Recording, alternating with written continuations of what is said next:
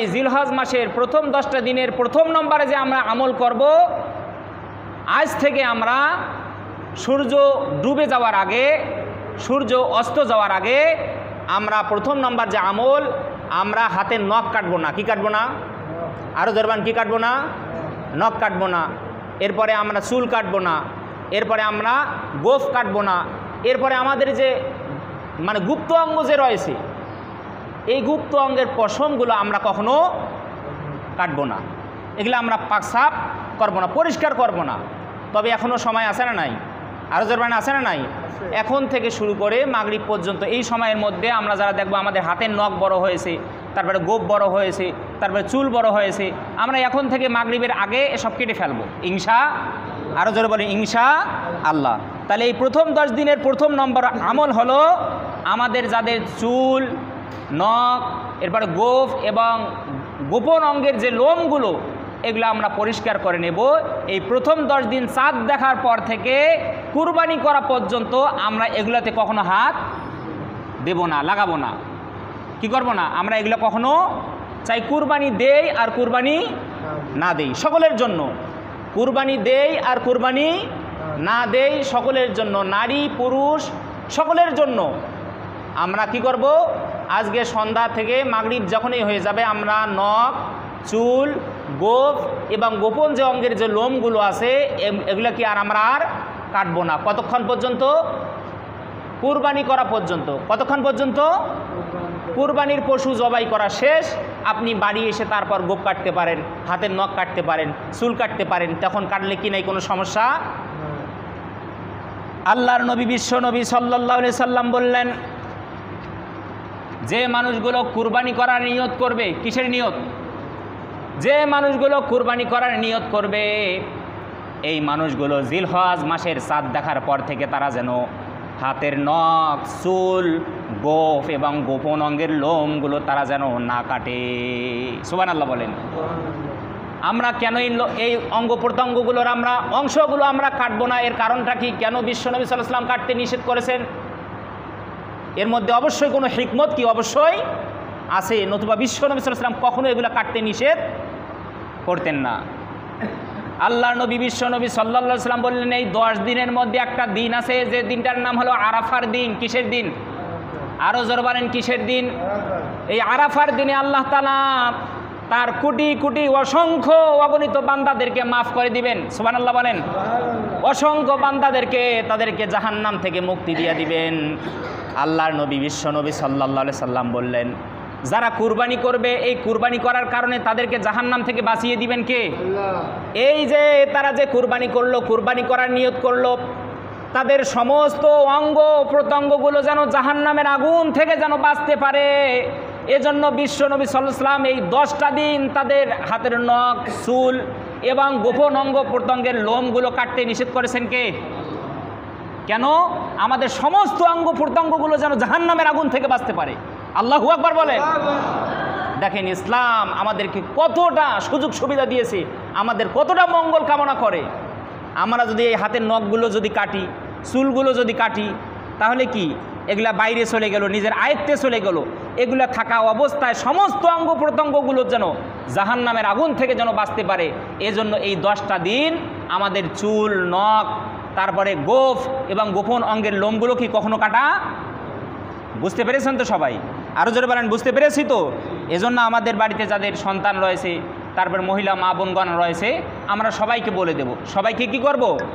আরও জোরে বলেন, সবাইকে কি করব? বলে দেব ইনশাআল্লাহ। এই জিলহজ মাসের প্রথম 10টা দিন আমরা 9টা রোজা রাখবো। জোরে বলেন, কয়টা রোজা? আরও জোরে বলেন, কয়টা রোজা? এই রোজাগুলো রাখা হলো সুন্নাহ। কি রোজাগুলো রাখা? সুন্নাহ। বিশ্বনবী সাল্লাল্লাহু আলাইহি ওয়াসাল্লাম এই 9টা রোজা রাখতেন। জিলহজ মাসের 9টা রোজা তিনি কখনো ছেড়ে। এই রোজাগুলো আজকের থেকে শুরু হবে।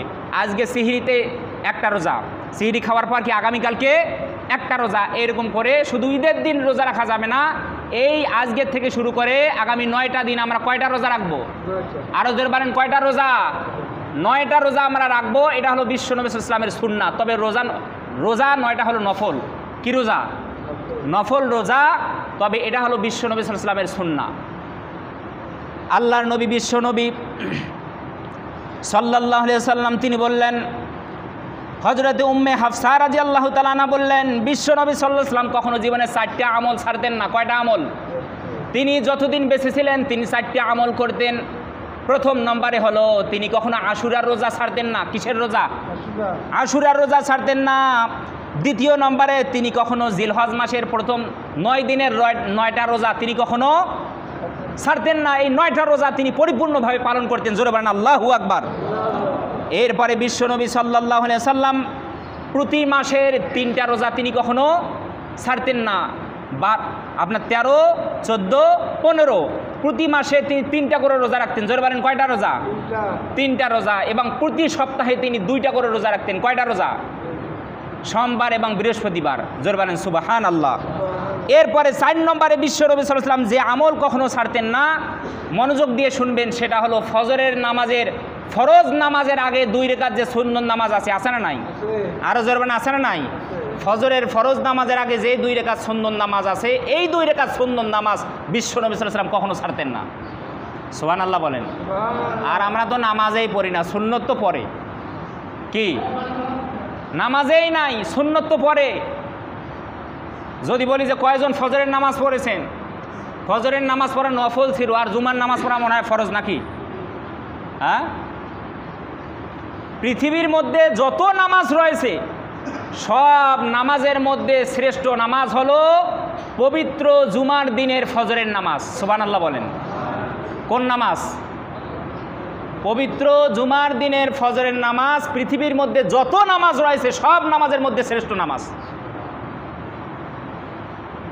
অথচ বলি যে যদি কয়জন নামাজ পড়েছেন, তাহলে এখনকার থেকে আপনার ফজরের সময় বেশি মুসল্লি হওয়ার কথা ছিল না? আরো জোরে বলেন ছিল কি ছিল না? কিন্তু নেই। আমরা শুধু আসছি জুমার নামাজ পড়ার জন্য, আল্লাহরে ঢোকা দেওয়ার জন্য। আল্লাহ বোঝে কি বোঝে না? আরো জোরে বলেন বোঝে কি বোঝে না? তাহলে আমরা 4 নম্বরে এই জিলহজ মাসের প্রথম 9টা দিন আমরা কয়টা রোজা রাখবো? আরো জোরে বলেন কয়টা রোজা? রোজা রাখলে লাভ বেশি না ক্ষতি বেশি? আরো জোরে বলেন লাভ বেশি না ক্ষতি বেশি? লাভ বেশি। আমরা যত রোজা রাখবো আমাদের দেহ থেকে সমস্ত রোগ ব্যাধিগুলোকে দূর করে দিবেন কে? আরো জোরে বলেন দূর করে দিবেন কে? এই জন্য বিশ্বনবী সাল্লাল্লাহু আলাইহি ওয়াসাল্লাম প্রতি মাসে তিনি 11টা করে রোজা রাখতেন। কয়টা রোজা? আরো জোরে বলেন কয়টা রোজা? কিন্তু আমরা রোজা রাখতে পারি না। আল্লাহ তাআলা যেন আমাদের সবাইকে এই জিলহজ মাসের প্রথম 9টা দিন আমি সহ সবাইকে যেন 9টা রোজা রাখার তৌফিক যেন দান করে। সকলে বলি আল্লাহুম্মা আমিন। এক যুবকের অভ্যাস ছিল জিলহজ মাসের চাঁদ দেখা গেলেই সে রোজা রাখতো। কয়টা রোজা? 9টা। একজন যুবকের অভ্যাস ছিল জিলহজ মাসের চাঁদ দেখলেই সে 9টা রোজা রাখতো। এই খবরটা বিশ্বনবী সাল্লাল্লাহু আলাইহি ওয়াসাল্লামের কানে চলে গেল। বিশ্বনবী সাল্লাল্লাহু আলাইহি ওয়াসাল্লাম যুবককে ডাক দিয়ে বললেন, ও যুবক, জিলহজ মাসের চাঁদ দেখা গেলে তুমি কেন 9টা রোজা রাখো? যুবক তখন ডাক দিলেন, ইয়া রাসূলুল্লাহ, আপনার উপরে আপনার জন্য আমার মা বাবা কুরবান হয়ে যাক। কি হয়ে যাক? আপনার জন্য আমার মা বাবা কুরবান হয়ে যাক। আমি জিলহজ মাসের চাঁদ দেখা গেলে আমি এজন্য রোজা রাখি। এই দিনগুলো হলো হজের দিন। কিসের দিন? আরো জোরে বলেন। জিলহজ মাসের প্রথম 9টা দিন কিসের দিন? হজের দিন। এবং হজ আদায়ের বরকতময় সময় হলো এই 9টা দিন। কয়টা দিন? এই 9টা দিন হাজিরা হজের সমস্ত কাজকর্মগুলো তারা সম্পন্ন করে। ইয়া রাসূলুল্লাহ, এই জন্য আমি জিলহজ মাসের প্রথম 9টা দিন চাঁদ দেখা গেলেই আমি 9টা রোজা রাখি। আল্লাহর নবী বিশ্বনবী সাল্লাল্লাহু আলাইহি সাল্লাম ওই যুবকরে যখন এই জিজ্ঞাসা করলেন, যুবক এরকম উত্তর দিল। এবং যুবক বলল, হাজিরা যেমন হজ যেমন তারা পালন করে, তারা ভালো কাজ করে না খারাপ কাজ করে? কি কাজ করে? হজ পালন করা এটা ভালো কাজ না খারাপ কাজ? ওই যুবক তখন বলল, ইয়া রাসূলুল্লাহ, হাজিরা যেমন হজের ভালো কাজ করে, তারা যেমন ভালো কাজ সম্পূর্ণ করে, এরকম আমিও চাই তাদের সাথে এই ভালো কাজে শামিল হতে। জোরে বলেন সুবহানাল্লাহ। এবং আমি চাই তাদের সাথে, তাদের দোয়ার সাথে আল্লাহ তাআলা যেন আমার দোয়াটাকে যেন কবুল করে নেয়। এই জন্য আমি জিলহজ মাসের প্রথম 9টা দিন আমি 9টা রোজা রাখি। বিশ্বনবী সাল্লাল্লাহু আলাইহি সাল্লাম এটা শোনার পরে সাহাবীগণকে বললেন, ও আমার সাহাবীরা শোনো, যে ব্যক্তি জিলহজ মাসে একটি রোজা রাখবে, জোরে বলেন কয়টা রোজা? যে ব্যক্তি জিলহজ মাসে একটি রোজা রাখবে, আল্লাহর নবী বিশ্বনবী সাল্লাল্লাহু আলাইহি সাল্লাম বললেন, 100টা গোলাম, 100টা কি গোলামকে যে ব্যক্তি কিনে আজাদ করে দিবে, কি করে দিবে? আগে মানুষ কেনা বেচা হতো, এরকম 100টা গোলামকে যে ব্যক্তি কিনে আজাদ করে দিবে, মুক্ত করে দিবে, যে যাও আজ থেকে তুমি মুক্ত, আজ থেকে কি তুমি মুক্ত। এবং যে ব্যক্তি 100টা উট আল্লাহর রাস্তায় দান করে দিবে, কয়শোটা উট। এরপরে বিশ্বনবী সাল্লাল্লাহু আলাইহি ওয়াসাল্লাম বললেন, জেহাদের সাজে সজ্জিত একটা ঘোড়া আল্লাহর রাস্তায় দান করলে যে সব হয়, এই পরিমাণ সব আল্লাহ তাআলা জিলহজ মাসে একটা রোজা রাখলে বান্দাদেরকে ওই পরিমাণ সব দিয়ে দেন। তাহলে 100টা গোলাম আজাদ করার সব পাওয়া যাবে, 100টা উট দান করার সব পাওয়া যাবে, এবং একটা ঘোড়া আল্লাহর জেহাদের রাস্তায় দান করলে যে সব হয়, একটা রোজা রাখলে এতগুলো সব বান্দাদেরকে দিয়ে দিবেন কে?